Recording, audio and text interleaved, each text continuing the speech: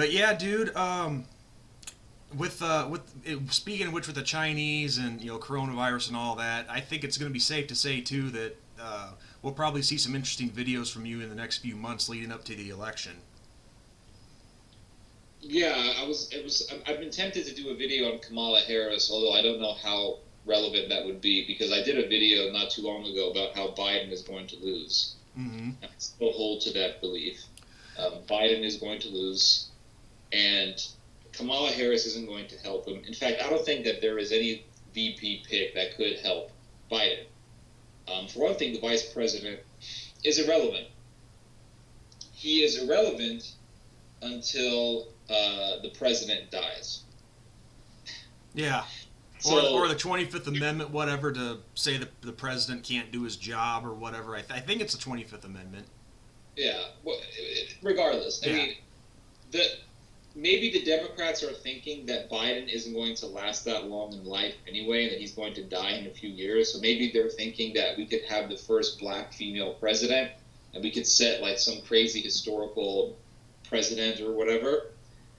Maybe they have that sort of fantasy in their minds, but it's not going to help them. Because let's look at the reality of voting. And I know I said an hour, but if you want to go a little bit longer, that's fine. Hey. But I like this type of discussion. That's fine. My stuff isn't till like 6 o'clock at night anyway, so we're good, man. The bottom, listen, like it's the weekend, like who cares, right? So Everybody's working for the weekend. so the bottom line is look at the demographics of American voting. Who's voting?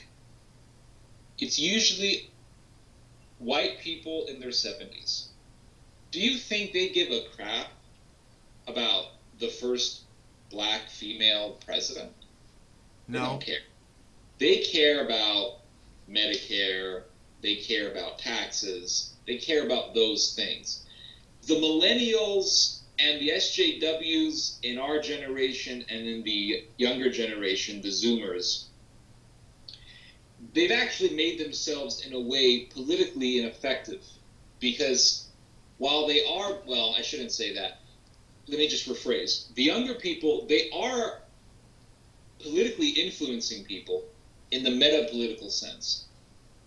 But the problem is that they're not voting. So because they're not voting, they're not making an immediate political impact. But they are making a political impact in the sense that they are influencing others. Yeah. But they're not incarnating their political ideas through the election. That's what I'm trying to say.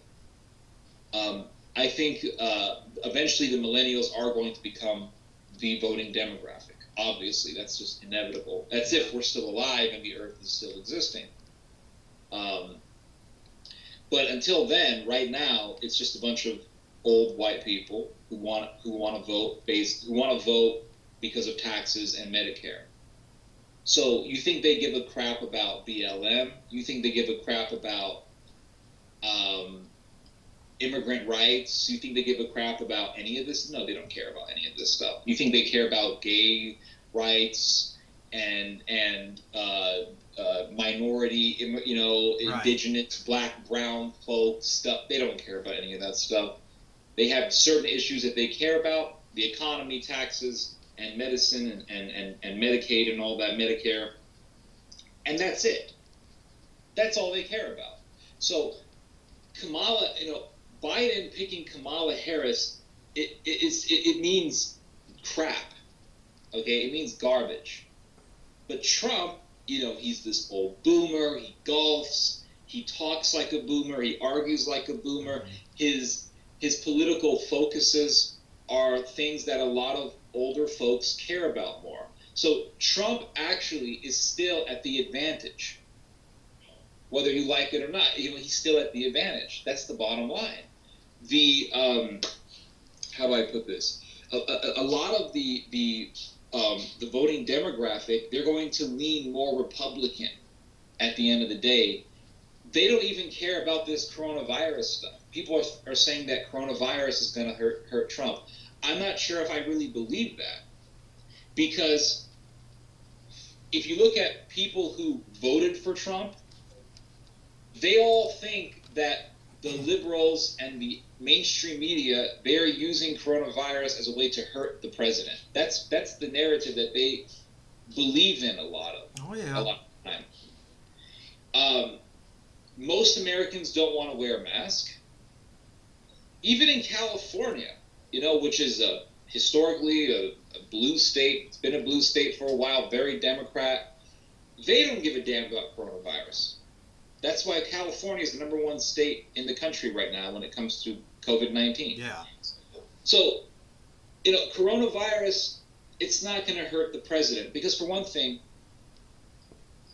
you can't really say that it's Trump's fault. Now, you can say, well, it is his fault because he didn't take action soon enough, or he kind of belittled the seriousness of the pandemic, or he wanted to defund the CDC, or he pulled off American support for the WHO, the World Health Organization. You can make those arguments all you want. At the end of the day, a lot of people are going to say, it's not Trump's fault because it's a virus. It's out of his control. He's not God. Now, maybe in the future, it's going to turn out that this thing came from a lab. Yeah. I've been hearing that talk myself as well, so who knows? I think something in the future is going to come up, But regardless of that, you can't make a substantial argument that it's Trump's fault. Or you can't at least make an argument that that somehow Trump plays a huge responsibility in this. Like, you can say, well, he didn't act soon enough or whatever, but at the end of the day, people who support Trump are going to say it's not his fault. So it doesn't really matter. Yeah. Yeah, I hear you on that. I mean, I've seen a lot of back and forth on this, and a lot of the behaviors of both sides, and it's pretty much true what you're saying. I mean, it's not going to change anything, honestly.